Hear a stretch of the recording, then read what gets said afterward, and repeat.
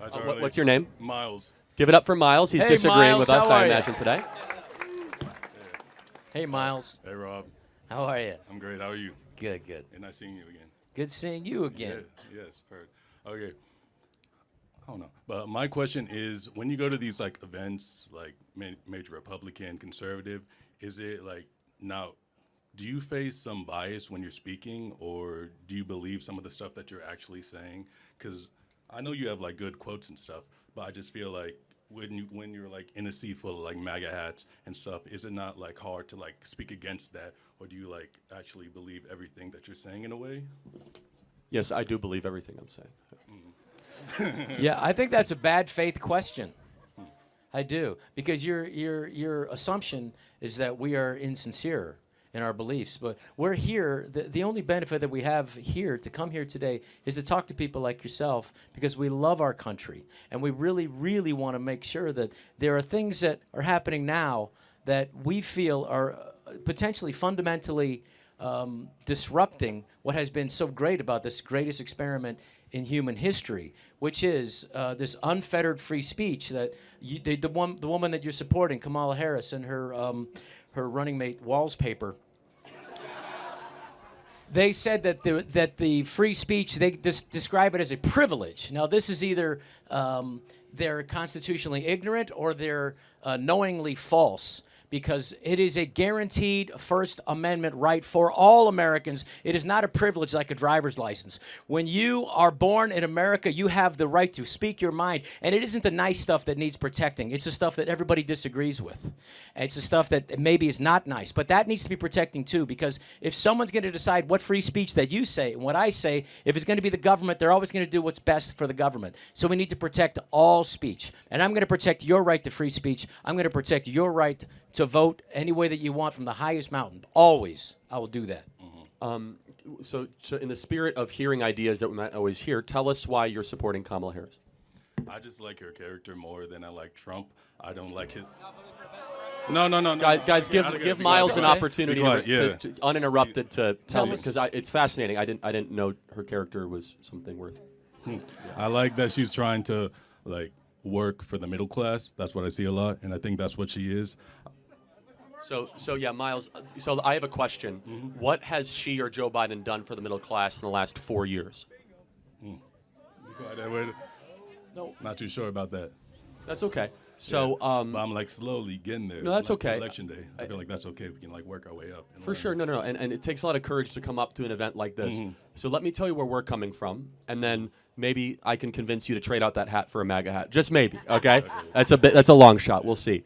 So Kamala Harris is part of a tradition of career politicians that run very persuasive, sexy political advertisements that are nowhere in alignment with what they've actually done.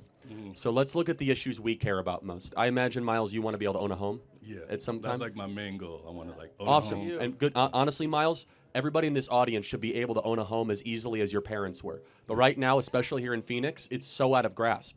When Trump was president, the average mortgage rate in Phoenix, Arizona, mortgage payment was $700 a month. Now it's $2,000 a month here in the city of Phoenix. Said differently, it required $75,000 a year to buy a home in Phoenix when Trump was president. Now it's $135,000 a year to buy a home. You might say, well, Charlie, how is that Biden and Kamala Harris's fault? They decided to spend $6 to $7 trillion of unnecessary government spending right out of the gate that increased asset prices. Additionally, they allowed 10 million people into the country that we didn't account for. That also increases the demand for housing, especially here in this state. So we really care about the ability for you to be able to own the home. And if Kamala Harris is going to do it, she would have done it these last 4 years.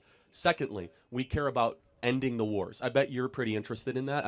War is not, no, maybe? No, yeah. Okay, cool. Let's end the wars. Yeah, so Kamala Harris has demonstrated and surrounded herself with people that are aggressively in favor of the Russian-Ukrainian war, and the same people that designed the failed wars of Iraq, Afghanistan, Syria, and Libya. For example, Liz Cheney, Dick Cheney, Leon Panetta, John Bolton. Donald Trump is the only president of an unbroken chain of 32 years to start no new wars. and actually bring peace to the Middle East. We did not have any new wars under Donald Trump. And finally, I mentioned this briefly, the border. I believe that everyone in this audience should be given preference above somebody who illegally comes into our country that was not welcome or invited. When Trump was president, we had the most secure border in history. Under Kamala Harris and Joe Biden, we've had 10 million people, and they get taxpayer-funded benefits. They get luxury hotel rooms. They get flights into the interior of the country. And so on those three issues, home ownership, the border, and war, Donald Trump doesn't just say he did. And I would just ask you, you don't have to answer right now, because I know it's hard to get in front of an audience of people like this. Can you show me that anything Kamala has done that shows she's better at Trump than what Trump did on those three things? No. That's okay. I appreciate that. Yeah. I want to encourage you to do your research because it is it's very tempting to fall for propaganda that you just see on TV. I bet a lot of people here in the audience can give you something to think about and something to consider, because Kamala Harris, she does not care for you. She cares about her own political career. Trump is different. Last thing I'll say is this. The guy's been shot multiple times, facing 700 years in prison. They took all of his money from him, his business empire, and he keeps on fighting. There's something about him where he cares deeply about the well-being of your life and your livelihood to put our country first. So, Rob, do you want to add something to that? I just want to say something that's really important. What's happened under this administration, the Biden-Harris administration, and this affects all of you. They've secretly, not so secretly, put in the selective service back in, and I do not want any of you fighting on foreign soil, any of you fighting on any wars. Any of you. I don't want it. And as far as democracy, they say they're saving democracy. Well, let me just go over this, because Bernie Sanders technically had won in 2016 the Democratic nomination for president, but they didn't give it to him. They used these super delegates to dump him and put in who they wanted undemocratically in the primary in 2016. In 2020, again, Biden lost the first two primaries, and they just made everybody else drop out.